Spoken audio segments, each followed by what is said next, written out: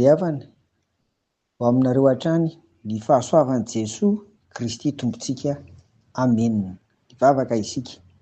Misaotra anao izay Tompo fa afaka nidera sy nankalaza ary nanome voninahitrinao tany am-piangonana tahaka an'ireo kristianina marobe omaly alahady. Ary mbola misaotra anao koa fa nomenao indray an'izao fiandohan'ny herinandro vaovao izay inony sy antenainay Tompo, fa nehoanao hatrany ny fitiavanao anay noho ny amin'i Jesosy Kristy. Dia amin'ny anaranao no vanenazany vavaka izany. Amen. Araka izany ry havako dia faly miarabantsika voakan'Andriamanitra indray amin'izao herinandro vaovao izao. Mino isika fa herinandro mbola anehoan'ny Tompo ny fitiavany antsika tsirairay avy, ary nisa mpianakaviana sy nisa tokantrano izany. Dia mirahasoa ho an'ny asa, mirahasoa ho an'ny fianaran'ny ankizy, ary mirahasoa ho an'ny fiainantsika rehetra. Nehemia indray ary ry havana no jerentsika amin'izao hoe iaino ny toe-panahy araka an'Andriamanitra izao. Ny dikany anarany hoe Nehemia dia ny Tompo no nampioniny. Tany am-piandohana dia iray ihany ny bokin'i Ezra sy Nehemia. Tateo aoriana vao saraka izy to hitantsika io, boky samihafa, Ezra iray mitokana ary Nehemia iray mitokana. Ankoatr'izany dia noverina fa ny mpanoratra ny tantara voalohany sy ny tantara faharoa ihany koa no nanoratra ny Ezra sy ny Nehemia. Ezra dia mpisorona ary anisan'ireo babo tany Babilôna, niverina tany Jerosalema tao aorian'ny fanapahan-kevitry Kirosy, io izany ilay atao hoe Edit de Cyrus, tamin'ny taona 830 talohan'i Jesosy Kristy. Ny fanorenana ny alitara teo amin'ny toerana nisy ny tempoly no ny masondry Ezra, eny amin'ny mahampisorona azy koa moa izany. Fa nitsahatra ny asa satria be koa izany ireo fahavalo ny sakatsakana ny asa. I Nehemia kosa indray dia anisan'ireo niaraka niverina tamin'ny Ezra ary voalohany ihany koa. Fa Nehemia kosa dia gouverneur teo ambany fanapahany mpanjakan'ny Persianina. Ny fanamboarana ny mandan'i Jerosalema indray ny tena ny andreketany, ary betsaka dia betsaka tokoa ny fahavalo tamin'izany ny sakana ny asa, kanefa dia tsy nahasakana andry Nehemia sy ny vahoakan'Andriamanitra nanohy izany asa izany. Ankoatr'izany dia no avoazony koa ny fiainana ny fampompivavahana ditantsika izany amin'ity toko 13 ity. Tsy vita ny fanomezana ny fiveloman'ny mpisorona, ohatrany hoe nataony mpivavaka tamin'izany ambanin-javatra ilay izy ka lasa nandeha niasa tany saha. Indray izany ny mpisorona izay tsy tokony ianao an'izany, satria anjaran'ny mpivavaka no manao fanatitra, dia ao anatin'ireny no misy omena ny mpisorona, dia nalaminy Nehemia izany. Nehemia mantsy dia tena olombavaka, satria azontsika jerenany ny toko voalohany, 14 sy ny manaraka rehetra. Fa ankoatran'ny maha olombavaka azy dia tena nitanterahany tamin'ny asa koa, amin'ny hoe fanavozana indray, famerenana amin'irony ny fiainana ny fampompivavahana tao an-tranon'Andriamanitra.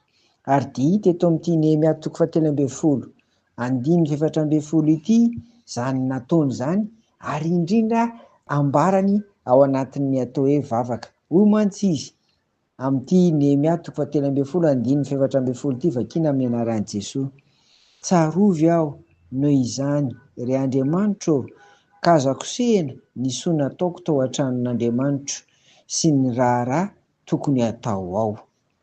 Izy io izany dia rehefa vakiana koa amin'ilay baiboly amin'ny teny frantsay antsoina hoe Louis II, izay fampiasan'ny protestanta maro koa amin'ny teny frantsay izany. Hoy ny version Louis II hoe: souviens-toi de moi, ô mon Dieu, à cause de cela, et n'oublie pas mes actes de piété à l'égard de la maison de mon Dieu et des choses qui doivent être observées. Inona na lasa saina ary namperitreritra tamin'io dia hoe souviens-toi de moi. Ny antsika izany dia hoe tsarovy aho noho izany, dia avy eo dia hoe et n'oublie pas mes actes de piété.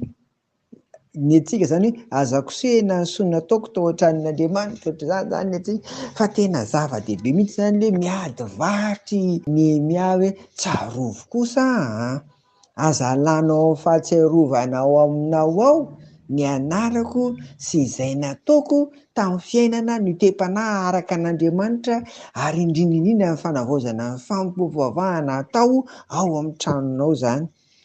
Tena nanao Nehemia tena nanao izy tsy mora ny natrehan'ny voaka an'Andriamanitra tamin'izany niverina avy tany amin'ny fahababony zany. Azo lazaina hoe namatana trano tany foana, azo lazaina hoe tonga amin'ilay fitentsika andavanandro hoe départ à zéro. Aretsika io ny fahavalo ny Samaritana ny Arabo sy ny sisa mbola nampanahirana fa de zao tena nanao izy, tena nanao Nehemia ka tsy nisalasala ny ady varotra tamin'Andriamanitra hoe raha fiteny indray amin'ny fitentsika andavanandro hoe aza alanao amin'ny cahier de souvenir anao ny anarako fa de mba tsarovy ny amin'ny nataoko ny amin'ny tranonao. Ry havako zava-dehibe amintsika indray ety am-piandohan'ny herinandro ary mandinika ny hoe iaino ny toe-panahy araka an'Andriamanitra araka izany hoe nisy zavatra nataonao mba hampandesy hampandroso indray ny fiainana ara-panahy, ny fampiompivavahana asoa ny vahoaka an'Andriamanitra. Zany ry havako de tsy ataon'Andriamanitra tsinotsinony zany fa de tsaroany ny tompo zany ka de mampahery antsika ankoatra ny fikarakarana zay mahasoa antsika amin'ny fiainana andavanandro ny asa aman-draharaha sy ny sisa. De aza tonoina koa ary ny mitondra ny anjara birikinao tahaka ny ataon'ny Nehemia ty ny amin'izay hoe entina navaozana sy hanatsarana ny amin'ny fanompoana an'Andriamanitra ary de sahiny teniko tahaka ny Nehemia hoe tsarovy aho Andriamanitra, tsarovy aho amin'izao fiainana izao mba handraisanao fitahiana sy fahasoavana ary tsarovy koa rehefa hatrizay mba anisan'ny andovan'ny lanitra. Irariana ry havana mba ho amiko sy ho aminao zany amen. Hivavaka isika. Misaotra anao ary izay Tompo fa tena ilainao koa izay mitondra fanavaozana amin'ny fanompoana anao. Amen. De ho aminareo hatrany ary ny fiadanan'i Jesoa. Amen.